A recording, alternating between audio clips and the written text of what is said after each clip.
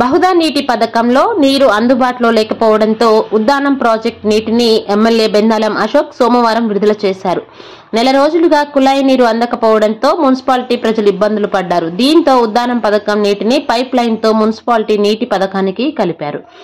దాని నుంచి నీటిని విడుదల చేశారు. కేంద్ర మంత్రి రామ్మోహన్ నాయుడు చొరవతో జిల్లా అధికారుల అనుమతులు పొంది నీటిని విడుదల చేస్తున్నామని ఎమ్మెల్యే చెప్పారు. 23 వార్డుల ప్రజలందరికీ తాగునీరు అందించాలని కమిషనర్ ను ఆదేశించారు.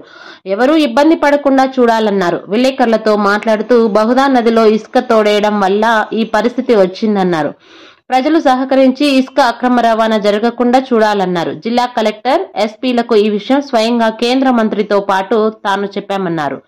ఇసుక అక్రమ రవాణా జరిగితే ఇక ముందు కఠిన చర్యలు తీసుకోవడం జరుగుతుందన్నారు. సమస్య పూర్తి పరిష్కారం చేసేందుకు 62 కోట్ల రూపాయలతో పనులు చేసేందుకు చర్యలు తీసుకుంటున్నామని చెప్పారు.